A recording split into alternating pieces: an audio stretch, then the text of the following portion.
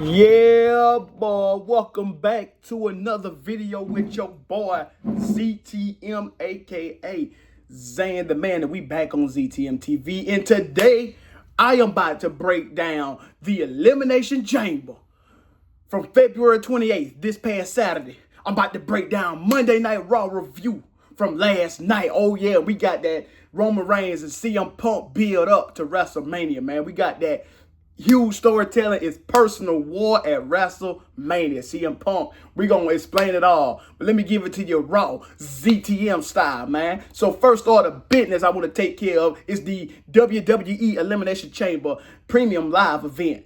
What I watched on Saturday, right? Okay, so boom, you got the, we're gonna recap it. I'm gonna tell you what could have been better and what matches I'm excited to see on the build up to WrestleMania 42. And I'm sorry my face ain't in the camera, man. Of a little bit in there, but it's all good, man. So, man, let's get started, man. All right, man. Elimination Chamber, WWE Elimination Chamber. What do I think of it? I think it was awesome. I think we got some huge builds coming up to WrestleMania. I'm excited for Randy Orton going up against Drew McIntyre. He might become a 15-time world champion, and I'm excited for Rhea Ripley to beat and take that title off of Jade Cargill. But, man, let's get started, man. First match of the night was the Women's Elimination Chamber. And that match had some incredible moments, man. You got Big Mommy Cool, aka Raquel Rodriguez, dominating that match, man. She dominated that match. She dominated that thing, man. She eliminated, I think it was like 3 or 4 people. She eliminated all of them. But eventually, you got Mommy always coming up on top. You got Rhea Ripley. Bloody Rhea Ripley comes out and win the match. And she punched her ticket to the WrestleMania 42 up there in Las Vegas. Down in Chicago, she won the match at the Elimination Chamber. Next, you got CM Punk versus Finn Balor. Now, the CM Punk Finn Balor match was pretty good. I think CM Punk is trying to build Finn Balor up. I think Finn Balor might become a face. I hope so. He need to break away from Judgment Day because Finn Balor has potential. I think the Judgment Day is holding him down. Actually, I think the Judgment Day is no more, man. It was around 2022, man. It's not the same. Most of the leaders don't left. You just got these Finn Balor, JD McDonough. You got Dominic Mysterio, which we're going to get to him. And then you got Liv Morgan and Raquel Rodriguez and wherever the hell Roxanne Perez is at. But he CM Punk and Finn Balor was fighting at the Chamber, man, down in Chicago.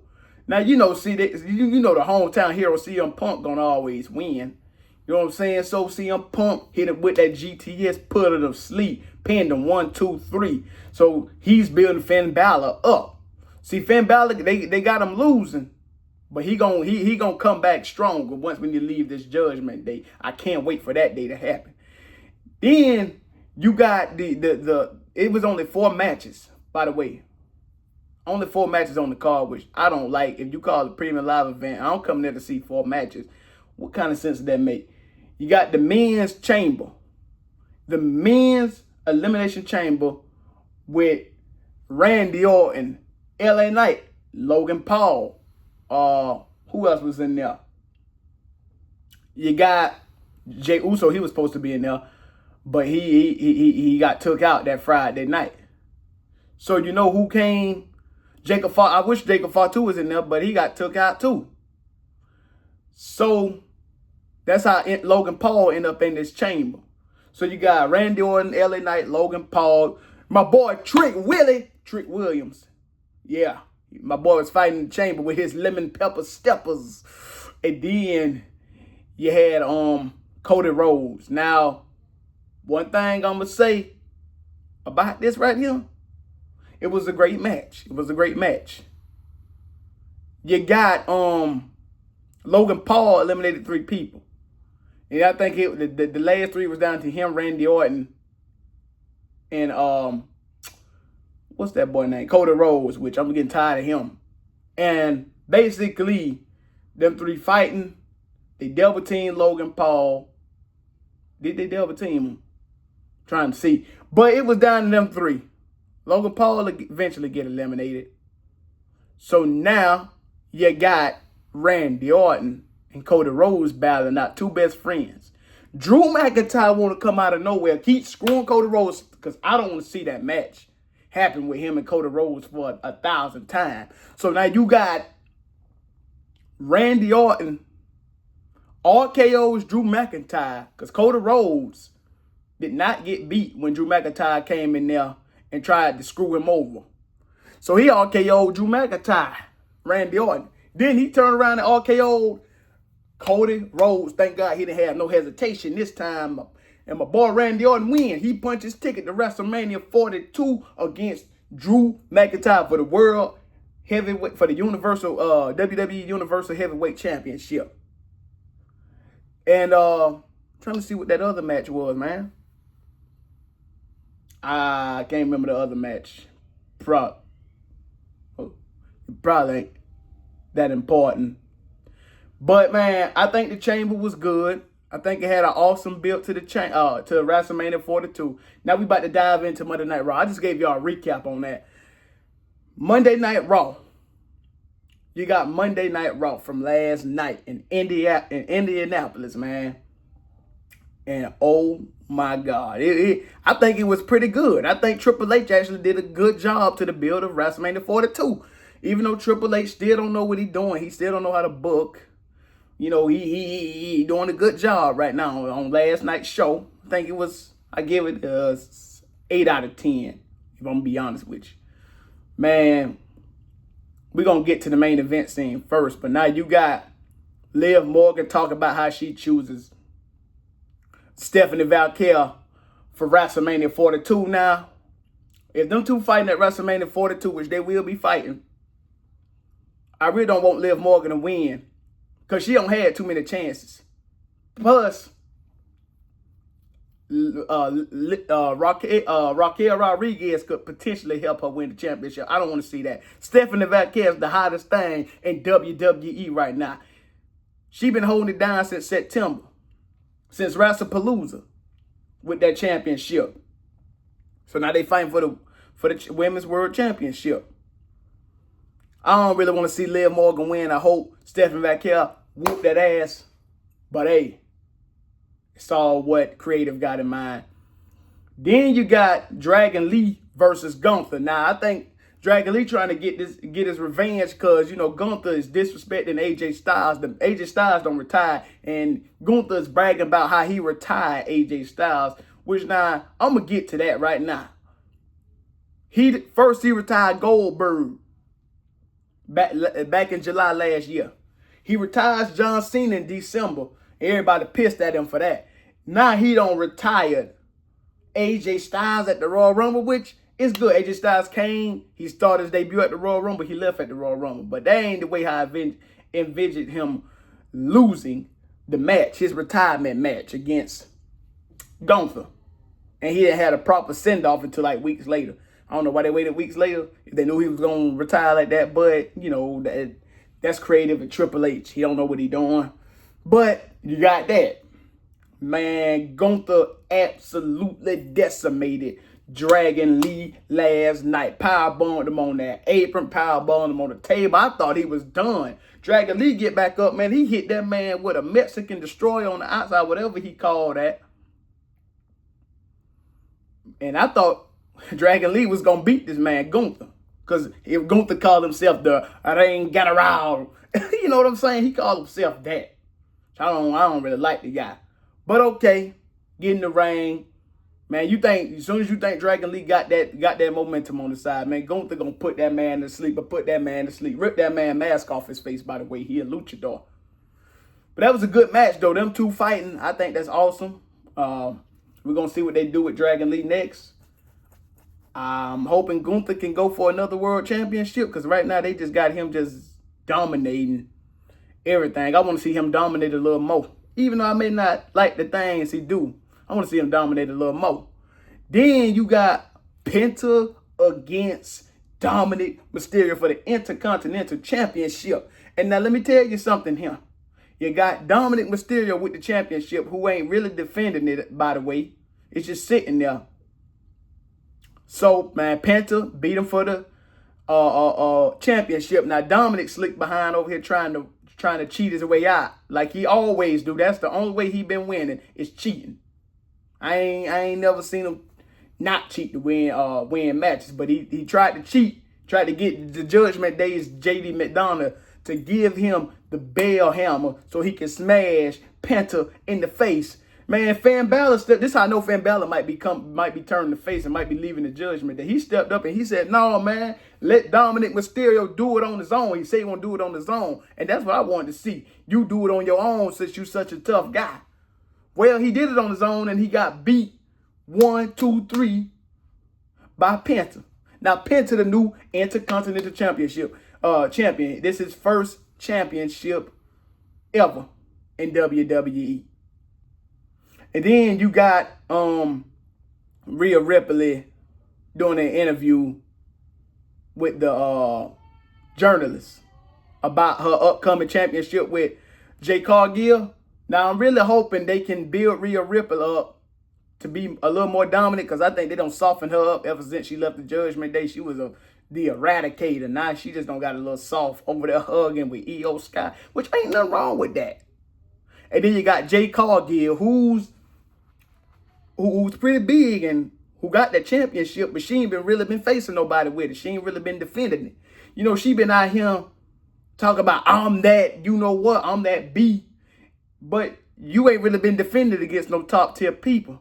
See, there's other people you could have been fighting. She could have been fighting Charlotte Flair, Io Sky. She could have been fighting. She fought Jordan Grace. That was her biggest competition. They got her over here fighting Meechin and B-Fab and all this, the mid-carders. Like, come on, man. But I see they trying to give them some time on television, so I don't blame them. But Jay Cargill needs to lose that championship. I don't want to see her with a championship ever again because she's not defending it against nobody.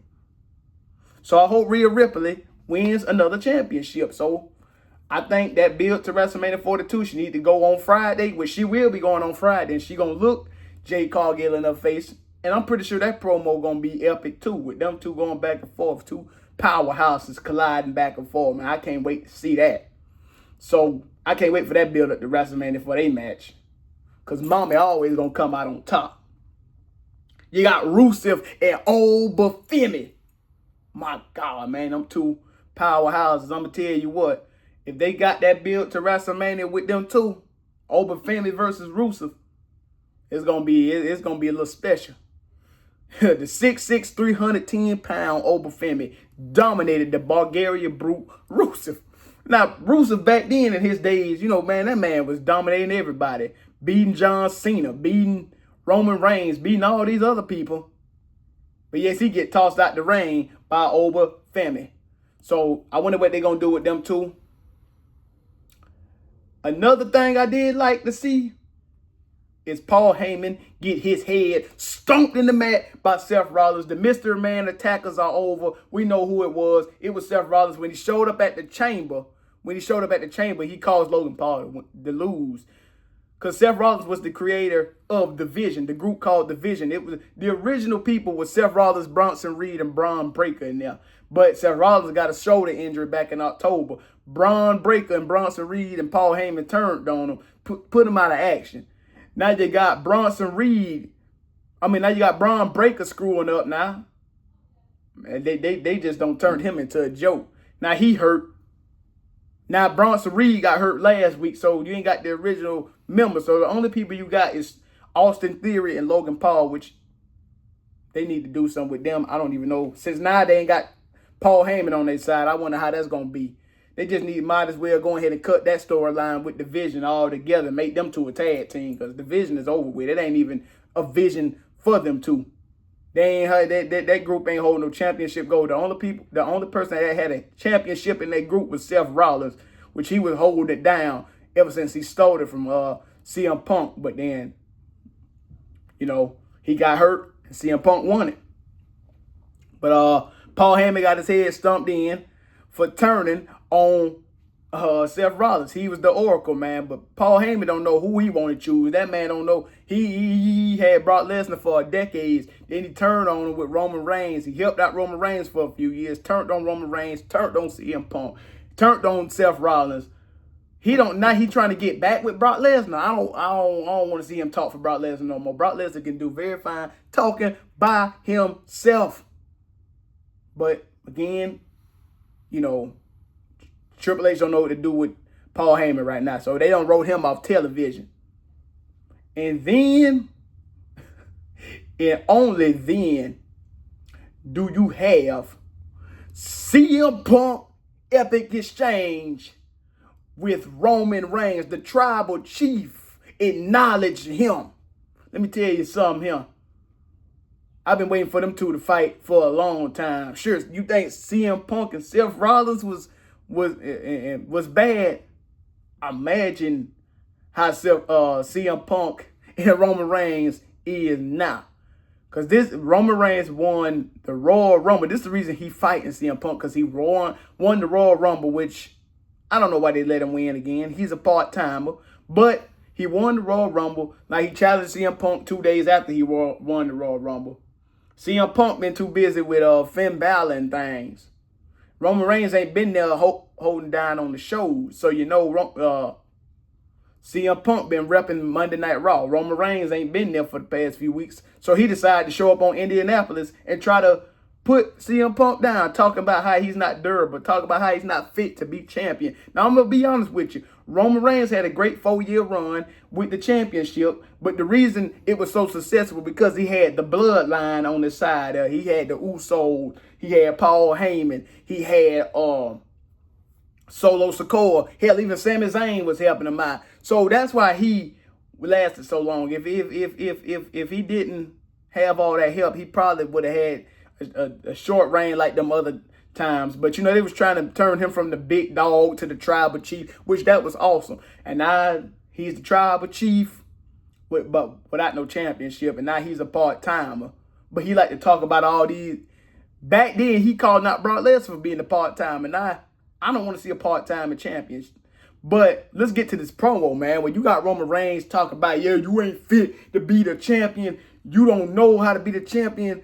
We brought you back here for entertainment purposes. We didn't bring you back here to win a championship because Roman Reigns say he the tribal chief and he over every single thing. That's kind of getting to the point where it's kind of getting annoying now, but it's still funny that he still think that way. But it's getting annoying now because everything just don't go through you, man. I hate to tell you that, but yeah, man, you got Roman Reigns talking down to CM Punk, and then the part I like what Roman Reigns said was, when I beat you at Wrestlemania, I'm going to send you down to NXT.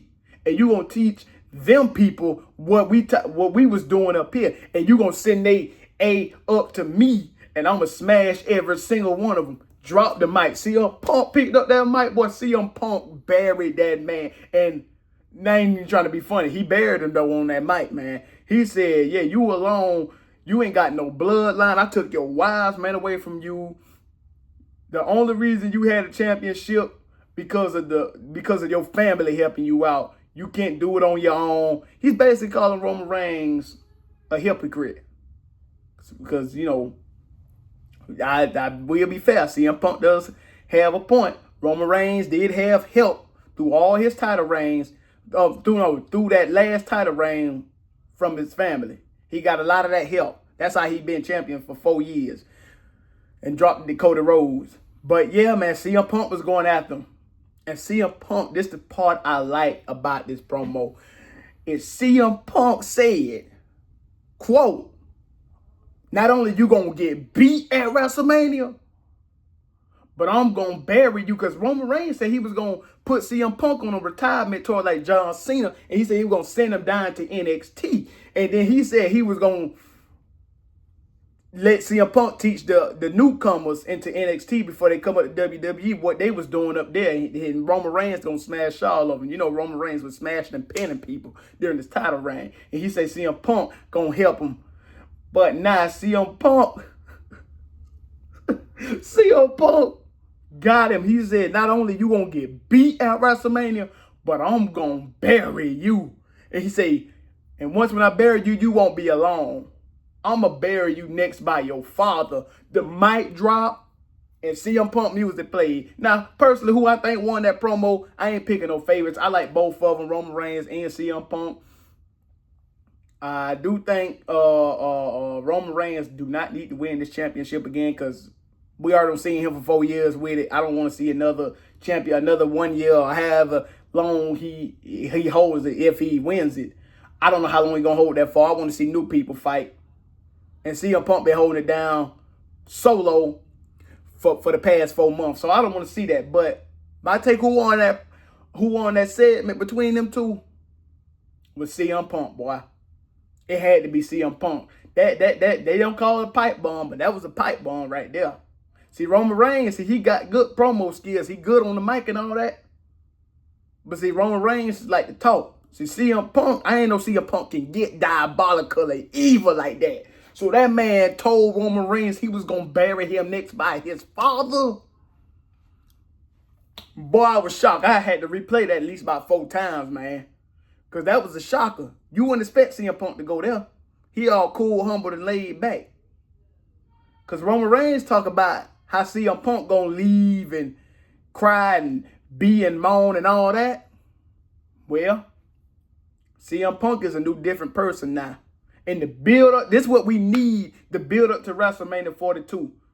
This is what we need. We need something personal. We need something to get the crowd interested. We need something to get us, the audience, interested. Because I don't want to see no boring build-up to no WrestleMania with CM Punk doing all this work while Roman Reigns sitting his ass at the house. No, I want to see them two going back and forth, and eventually they're going to have the brawl before WrestleMania. They're going to have the brawl before WrestleMania because Roman Reigns think he put CM Punk in the main event when it's the other way around, look like. Because if it wasn't for you winning that championship, that Royal Rumble, CM Punk would have been fighting somebody else. And my God, what are they going to do with LA Knight? They just burying him. But we'll get to that at another time. But man, look, man, this is my WrestleMania 42 predictions because it's coming up next month, April 18th and 19th in Las Vegas. If Triple H continue to go the route he going with Roman Reigns and CM Punk, I think it's going to be good. But I think he do need to get some other matches together. We already got Randy Orton versus Drew McIntyre. I think that's awesome.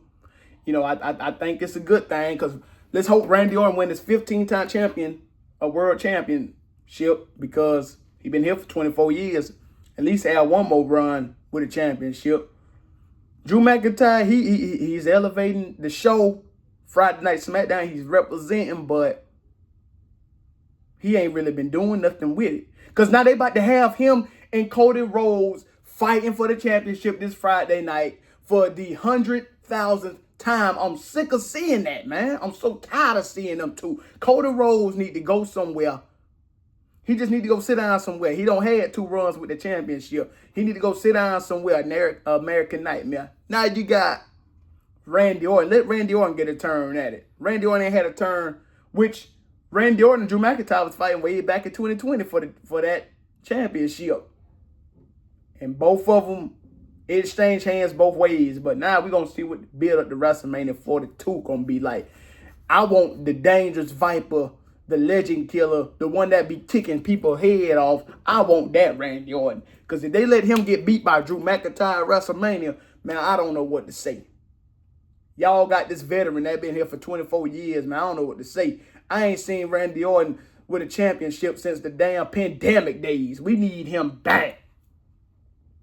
And Drew McIntyre, don't get me wrong, he a great person. He a great heel. But I don't know, honestly, man. But I really want my boy Randy Orton to win. And I hope they build up Rhea Ripley and Jay Cargill because they never faced off before. So I'm interested to see how that's going to be this Friday night with them two when they face off. Let's hope they put some building to that like they're doing with Roman Reigns and CM Punk. Boy, they're getting personal with them two. And then you got Liv Morgan going up against Stephanie Valkyrie. Now, here's what I'm thinking. If Liv Morgan win, what is she going to do with the championship? I already seen. Is they going to turn her face or they going to keep her as a heel and she going to keep getting help from the Judgment Day? Is they gonna let Stephanie Valkyrie come out on top and still continue to rep that championship and continue to rep the women's division? I don't know. But I won't. My prediction for that is possible for her to drop that title to Liv Morgan, but if they want to build Stephanie Valkyrie up to be the new hottest thing, they need to keep it on her. Oh, not to mention last night, man, you got the Usos going up against Theory and Paul. Well, basically, Jimmy Uso was fighting Austin Theory. Logan Paul got involved, and that's when Jay Uso, his brother, came out, and they was whooping behind, and they put that one and done, that 1D, what they got from the Dudley boys, that was a 3D, but they said 1D because it's one and done, put them boys down.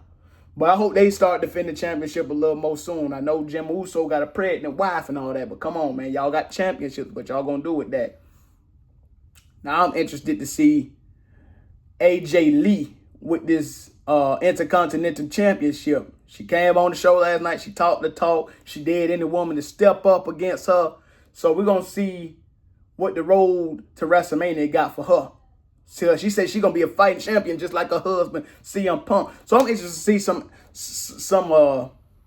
some action these next few weeks. If they can make the build to WrestleMania 42 exciting and intriguing, that's awesome.